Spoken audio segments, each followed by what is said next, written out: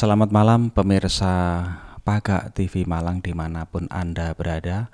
Pada malam hari ini kami sudah berada di daerah Bumiayu, Kota Malang. Tepatnya di Jalan Gang Kenikir Indah nomor 21, yang mana kami malam ini akan berbincang-bincang santai dengan salah satu pelukis di Kota Malang yang tidak asing lagi. Siapakah beliau? Langsung kami tanya kepada yang bersangkutan. Selamat malam. Selamat malam Mas Yuki. Bagaimana kabar malam hari ini? Alhamdulillah segar bugar sehat. Ya, meskipun malam tapi terasa pagi. Pemirsa, kita supaya lebih hangat ya perbincangan kali ini, kami mempersilahkan setelah perkenalan untuk tindak lanjutnya sebagai perkenalan. Namanya tadi Muhammad Harun Sabandi, lahir Jakarta 2 September 1961. Sudah tinggal di Malang 30 tahun yang lalu. Saya melukis sejak kecil, dilanjutkan dengan bermusik, bersyair. Sekarang koordinator teman-teman pelukis Jawa Timur. nama panggilan. Master Harun. Nama panggilannya Master Harun. Ya, mungkin pemirsa sudah tidak asing lagi. Kalau berbicara lukis ini sejak kapan? Ya, saya nyantrik di Jogja tahun 86-87 dengan almarhum Harjiman, tokoh muda Jogja. Saya berkelana ke sana melukis di Malioboro, di Tomar, Pasar Ngasem, di mana-mana. Ya. Sudah melanglang buana rupanya pemirsa. Lalu aliran lukisannya apa? Seperti di belakang saya ini kan ada garis-garis atau tetesan tinta warna ya, otomatis yang berkaitan dengan lukis. Iya, dunia kecintaan saya ini garis gemaris, abstrak figuratif total. Dengan gaya-gaya Master Harun, nggak ada lagi. Alasan untuk memilih jenis abstrak ini karena ada upaya untuk beda dengan yang lain, atau memang dari dasar hati sanubari itu memang yang seperti ini, karena namanya seni itu kan jiwa ya, jiwa indah, otomatis berasal dari lubuk hati yang paling dalam. Ya, dengan sendirinya apa yang Pak Sugi katakan itu tidak salah. Ya, karena setiap manusia, cap jempol kita ini 7 miliar lebih manusia, tidak ada yang sama. Nah, kalau kita mampu pertahanan itu, memang harus sabar, harus tekun, harus juga bergeliat untuk bisa menempatkan karya, walaupun secara formal pameran bersama atau pameran di rumah atau dengan media massa mau membanggakan, itu tergantung. Yang jelas itu memang berangkat ya otomatis dari dalam hati. Kalau tidak berasal dari hati atau merupakan suatu bakat kan otomatis susah. Ya seperti sekolah itu, kalau di SMK kan mau milih jurusan bangunan, mesin atau elektro, listrik. Tapi dari hati ini kan sudah punya ukur ya, saya ini cocoknya di mesin, saya ini cocoknya di listrik. Jadi kalau takut arus listrik ya jangan masuk. Seperti ya, Master Harun ini kan abstrak, otomatis punya dasar yang kuat. Oke, terus pameran katanya sudah pernah belajar di Jogja ya, di Malioboro. Itu pernah dilakukan atau pernah mengadakan di mana saja atau ikut di mana saja? Selama pameran 1986 sampai sekarang ini continue pameran bersama, dan sudah 7 kali pameran tunggal. Tahun 90 saya pameran di konsulat konsulat Prancis. Tahun 95 Perhimpunan Persahabatan Indonesia Amerika. Di Batu Malang 92 94 itu pameran tunggal di Gajayana. Di Batu Raos sekarang dulu Pondok Seni Batu tahun 95. Terus yang terakhir tahun 2011 kaki anak saya patah di Jakarta. Saya pameran tunggal yang ke-7 Dewan Kesenian Surabaya. Sekarang mulai mempersiapkan untuk pameran, maunya pameran tunggal dengan karya-karya yang raksasa, karya-karya besar. Cuma butuh waktu, butuh tempat yang bisa mengelola. Semoga bisa berhasil untuk kita lihat pameran berikutnya pemirsa. Otomatis mulai tahun sekian sampai sekian kan banyak ya, artinya jumlah event atau pameran. Sekitar berapa pameran yang pernah diikuti? Kurang lebih sudah 250 untuk ke pameran bersama, pameran grup. Untuk pameran tunggal ini sudah 7 kali. Ini sudah 9 tahun belum menggelar pameran tunggal. Semoga berhasil dan semoga pandemi di tanah air maupun dunia ini segera berakhir sehingga Master Harun ini segera berkiprah lagi.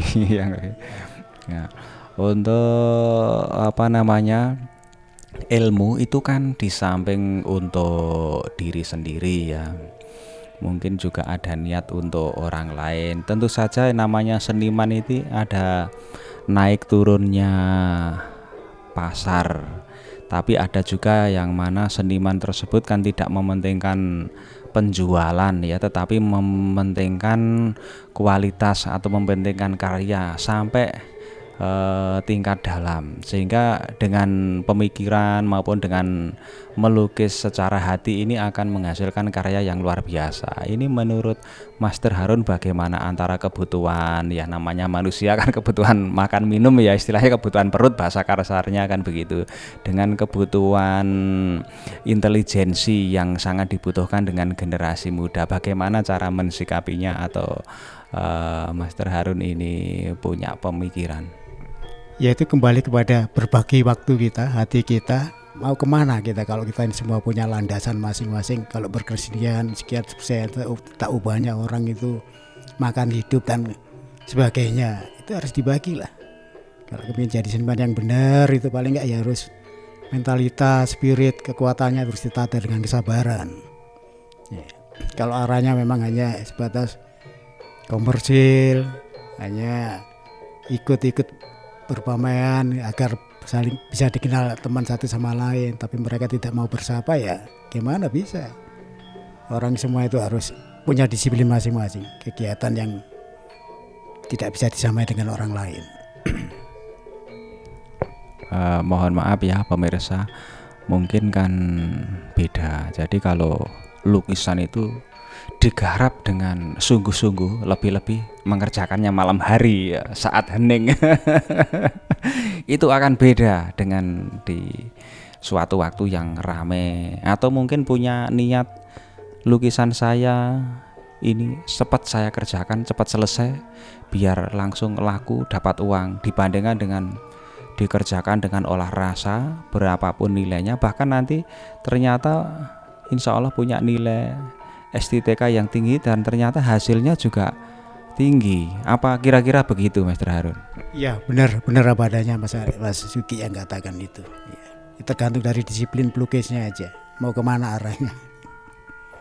Jadi ya mengejar tayang artinya segera selesai langsung nanti pameran atau langsung jual sekian, tapi juga harus memperhatikan kualitas, melukis dengan hati ya, itu nanti akan menghasilkan karya yang dahsyat ya. Jadi meskipun pelan-pelan tapi lukis itu dikerjakan dengan pelan, itu nanti harganya bisa 2 kali bisa 3 kali lipat daripada asal ya, seperti itu. Nah ini bagaimana? Ini bukan berarti mengkritik pemirsa yang mungkin pemula atau pemirsa yang melukisnya itu istilah bahasa kasarnya itu agak asal, tetapi yang penting bisa jual ya kan, tergantung motifnya tadi ya. Tapi ini kita mengkritik diri kita sendiri, terutama Master Harun ini kan juga punya keinginan bagaimana generasi muda ini bisa meneruskan. Ya benar apa adanya Mas Yuki ya, gini ya, kalau semua kalau pelukis-pelukis yang benar itu mereka punya konsep yang serius, sangat serius dan sangat menata hati. Konsep saya adalah lukisan adalah bahasa roh, ungkap pikir, rasa dan renungan, alam yang indah dan hidup tertata. Selama ini mereka carut marut kesenimanan kita di mana-mana, ya. Kurang serawung, kurang bisa menghargai yang tua, kurang bisa hormat atau gimana. Kita tidak butuh hormat itu, tapi paling tidak melihat sosok orang-orang benar-benar nampak seniman atau tidak tuh lihat. Bukan secara aksesorisnya, tapi cara pemikirannya, cara penyampaiannya, cara mereka itu menghimpun teman, kebersamaan, itu yang kita bisa lihat dengan lain. Oh, berarti seniman itu tidak hanya menghasilkan seni ya ternyata menurut Master Harun, tapi seorang seniman itu ya bisa membuat dirinya itu bisa berbuat seni ya. Jadi manusia itu kan harus humanis ya, harus bisa noto awake dhewe ya, bisa menata orang lain. Awake dhewe iki kalau sudah senang ya, senang itu orang lain juga harus gembira. Jangan sampai dirinya gembira orang lain sedih. Nah, ternyata demikian, ini ada pembelajaran dari Master Harun. Nah, kalau sudah bisa begitu nanti akan terjadi keseimbangan antara diri kita dengan orang lain. Kalau sudah terjadi keseimbangan, insya Allah nanti job atau order itu banyak karena kita dengan orang lain baik. Allah memberi rezeki dan orang lain dari getok tular ya, istilahnya dari mulut ke mulut. Sana lu ada lukisan bagus ya, sana ada lukisan abstrak, nanti beli gitu. Jadi kita pun harus menata hati kalau begitu ya, tidak hanya menata lukisannya atau tintanya ya, atau catnya ya, atau kanvasnya. Nah, semuanya harus perlu ditata sehingga nanti harapannya kan seniman Malang ya istilahnya bisa guyub rukun kembali. Kalau untuk hasil lukisan ini diminati anak-anak sekolah atau umum atau mungkin bahkan bisa mancanegara, Master Harun. Itu kembali dengan apresiasi masing-masing orang ya, tingkatan cara berpikirnya, cara melihat, mengapresiasi, mengamati sejauh mana. Otomatis mereka harus talk to the artist, dialog dengan si pelukisnya sendiri yang melahirkan karya-karya itu. Gimana pun tidak mudah mensinkronkan antara dunia lukis yang idealnya ke sana dengan orang-orang yang baru banyak bertanya-tanya. Itu kan butuh suatu jembatan untuk dialog. Tanpa adanya itu dia tidak mengerti, tidak tahu. Mungkin bisa anggapan dia kalau gini aja bisa, ya coba aja. Jadi banyak menyepelekan, banyak lebih meminteri si pengkarya bukan pencipta pengkarya ini. Ya kalau pemula itu biasanya kan begitu, atau mungkin belum tahu mendasar itu kan ya seperti inilah belajar mengemudi ya.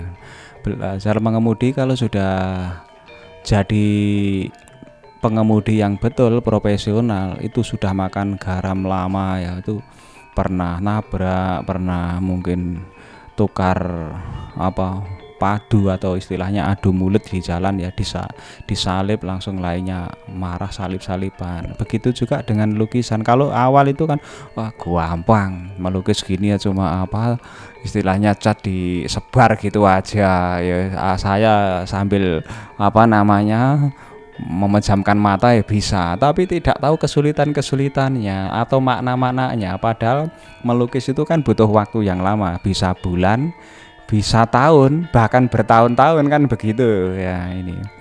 Nah itu untuk para pemirsa dan mungkin bagi pemula ya, kita tidak perlu takabur menurut Master Harun tersebut. Kalau kita takabur bahkan istilahnya meremehkan atau menyepelekan orang lain atau bahkan senior kita, itu nanti kembalinya ke diri kita, akhirnya sudah puas, istilahnya ogah untuk belajar. Kalau sudah malas untuk belajar ya apa yang terjadi ya, kita nanti tidak akan menjadi pelukis yang handal.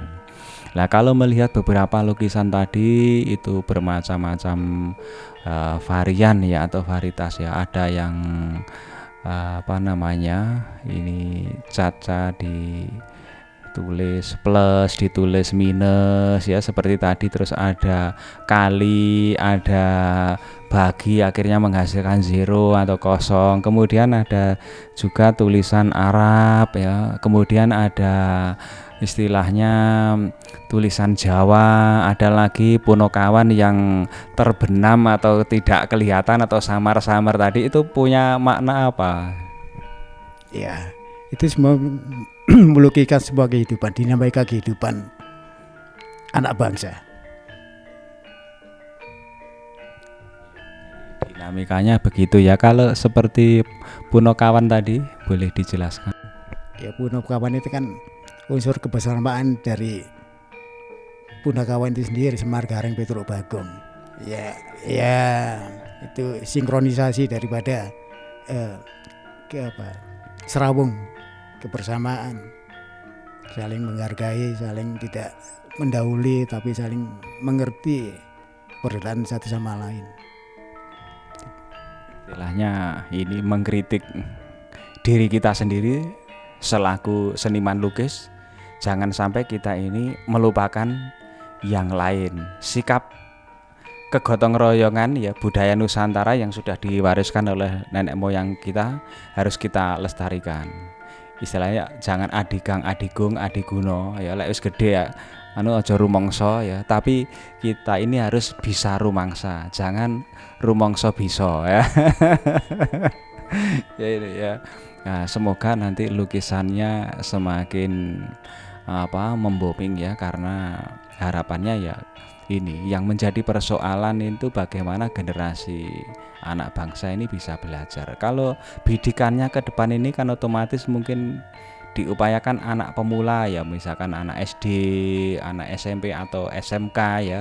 Walaupun SMK itu juga agak sulit karena kalau sudah sekolah di kejuruan itu kan di sana punya keterampilan sepeda motor lain-lain. Ini mungkin lebih difokuskan pada mungkin ya TK, SD, SMP. Kan ada pameran yang ini melukis ya sebagai dasar. Itu mungkin ada keinginan seperti itu.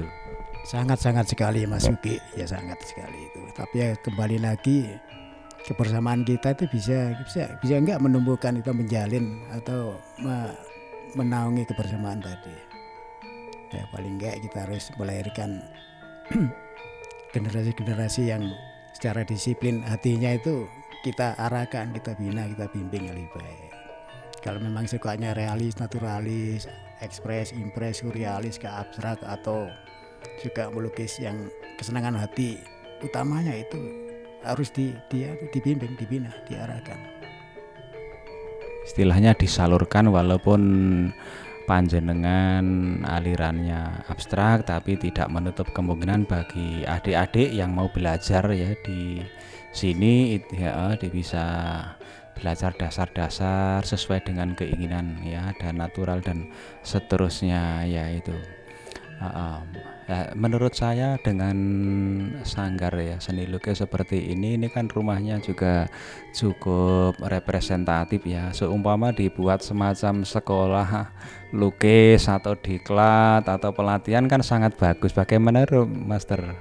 Itu benar adanya, pasti tergantung siapa yang memulainya, siapa yang mau jadi pelakunya, dan siapa lagi yang mau mendukung. Yang mungkin dengan aja Mas Yuki mau wawancara dengan saya ini kan ada sesuatu yang mereka kan bertanya di mana dan sebagainya ya.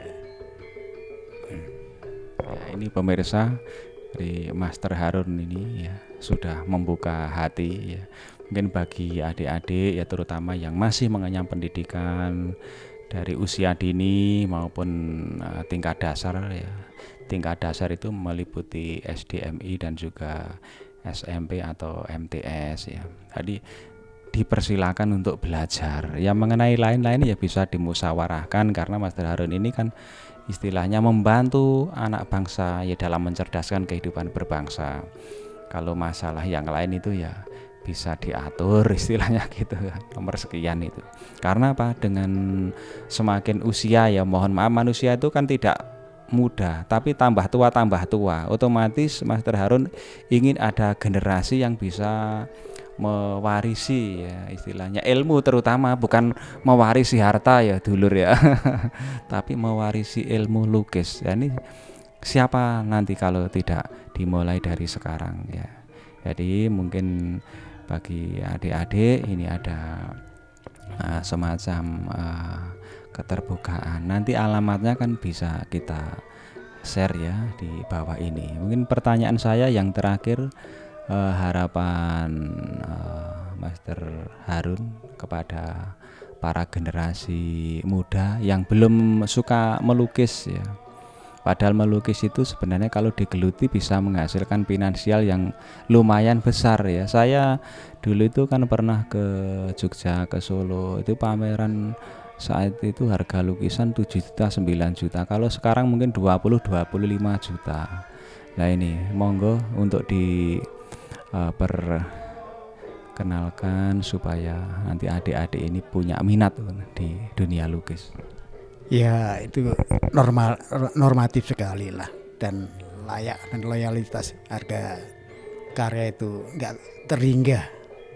Kalau hanya mereka berpikirannya hanya startup untuk ya konsumer, ya berasisme, rokoisme dan sebagainya, mereka akan melakukan hal semacam itu. Tapi kalau mereka itu benar-benar tekun dan punya disiplin yang baik, istiqomah dengan karya itu, ya akan ada jawabannya sendiri.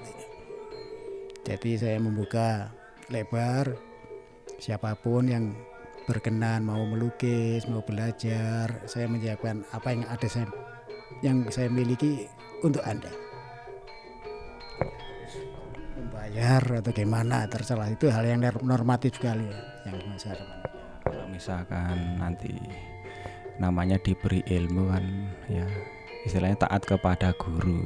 Jadi orang tua itu biasanya tidak memikirkan masalah itu. Kalau sudah anaknya pinter, bayar berapapun ya, bahasa Aremanya gitu, itu orang tua mau ya. Jadi mungkin ini nanti masalah itu kan masalah yang sangat mudah ya ya nomor sekian kan begitu. Nah, untuk para pemirsa ya, khususnya generasi muda yang mau belajar di sini, ini alamatnya di mana dan mungkin nomor HP juga dicantumkan Master Harun. Ya, Jalan Kiai Parsajaya, Gang Genikir Indah 21, Bumi Ayu. Telepon 083831248120.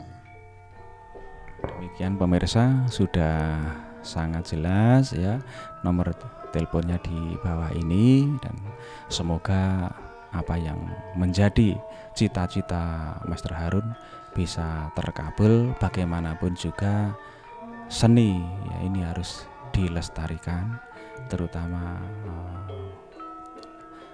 pelukis ya dari anak bangsa Indonesia, supaya lukisan-lukisan yang sudah dimulai ya dari para pendahulu kita ini bisa merembes atau bisa mengalir kepada generasi muda, anak harapan bangsa Indonesia.